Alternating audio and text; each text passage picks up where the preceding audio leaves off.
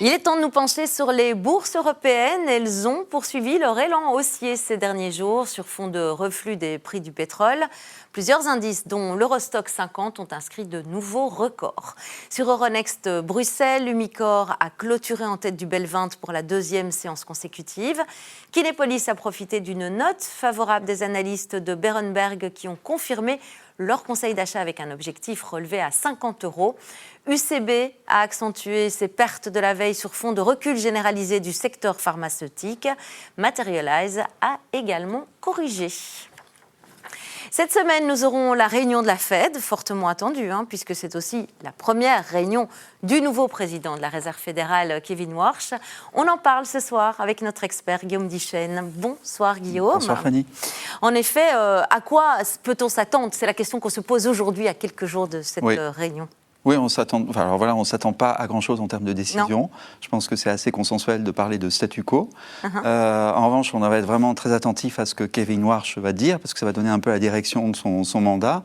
Et il va asseoir quand même sa position, donc il risque d'avoir une position peut-être un peu moins accommodante et rappeler que finalement, l'inflation sous-jacente, elle reste quand même relativement forte, parce qu'on a quand même une inflation totale qui est à 4%, un peu plus de 4%, et le sous-jacent un peu moins de 3%. Donc on est quand même bien au-dessus des targets que l'inflation cible que la Fed a, qui est de 2%. Donc il y a quand même une pression, même chose sur le PPI, sur la production.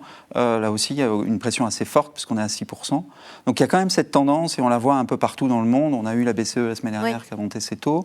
L'Australie l'a fait aussi. Le Japon aussi, début de semaine. Donc il y a quand même une pression dans un environnement plutôt inflationniste. Et est-ce que cet accord en vue, qui devrait être signé vendredi entre Iran et États-Unis, c'est une bonne nouvelle pour Kevin Warsh ? Pour lui, oui, parce que ça laisse un petit peu de marge de manœuvre. Le baril est quand même retombé fortement. Là, en quelques jours, on a perdu plus de 20%. On est passé en dessous des 80. Je regardais un peu avant. $80 le baril sur le Brent. Ouais. Donc c'est quand même une marge de manœuvre assez importante, parce que l'inflation dont on parlait, en tout cas pour l'inflation totale, elle est quand même aussi liée à l'évolution du prix des matières premières et du pétrole en particulier. Donc on voit pas encore descendre le prix à la pompe aux États-Unis, mais normalement, on devrait avoir une évolution un peu plus favorable. Et donc ça, c'est quand même une très bonne nouvelle pour lui, et ça lui laisse un peu de marge de manœuvre. Mais Guillaume, évidemment, il n'y a pas que le pétrole. Au-delà de cette composante, il y en a d'autres qui contribuent à cette hausse de l'inflation, et certaines qui sont assez étonnantes. On a l'habitude de constater que le matériel informatique, notamment, contribue négatement. Oui, c'est ça. En fait, très souvent, dans le CPI, vous avez une évolution qui est négative. Donc en fait, avec le PC, il vous coûte moins cher, avec la même capacité. Progressivement, dans le temps, ça vous coûte moins cher. Donc c'est déflationniste, ça fait baisser les prix. Ça sur le CPI. Et là, c'est vrai que sur les derniers temps, on constate que plutôt sur la partie produit, PPI, il y a une évolution qui est très fortement à la hausse. J'ai apporté un petit graphique avec justement les composantes électroniques et accessoires. Vous voyez qu'en fait, il y a une évolution qui est assez étale dans le passé. Et puis, depuis le début de l'année, une évolution vraiment très forte à la hausse, avec 25% de progression. Donc une évolution qui est quand même assez impressionnante et qui donc contribue évidemment à l'augmentation du PPI. Et pourquoi une hausse soudaine comme ça ? C'est tout simplement, les Américains sont très inventifs, ils parlent de chipflation.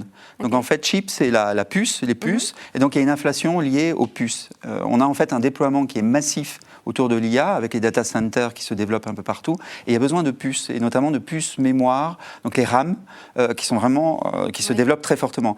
Et là, leur prix, avec ce besoin qui a vraiment explosé, le prix a été multiplié par 6 en un an. Donc il y a vraiment une évolution et une demande qui est quand même extrêmement importante sur les derniers temps. Mais alors qui en profite ? Alors il y a quelques valeurs, et donc c'est pour ça qu'on constate que finalement sur le marché, ça a des impacts assez importants. Il y a 3 valeurs qui sont vraiment spécialisées et qui produisent ces RAM. Il y en a 2 en Corée, SK Hynix et Samsung. Et puis aux États-Unis, Micron. Donc c'est les 3 valeurs qui ont un parcours boursier qui est assez exceptionnel, parce que quand on parle de Micron, on est plutôt à plus 280% depuis le début de l'année. Donc vous voyez, il y a quand même des éléments très favorables, et les 2 autres ont fait plus ou moins le même parcours, et donc évidemment pour elles, c'est vraiment une évolution qui est très favorable. En revanche, pour celles qui ont besoin de ces puces, c'est quand même une grande interrogation. Est-ce que vous avez du pricing power ? Est-ce que vous êtes capable de transmettre la hausse des prix à votre client ?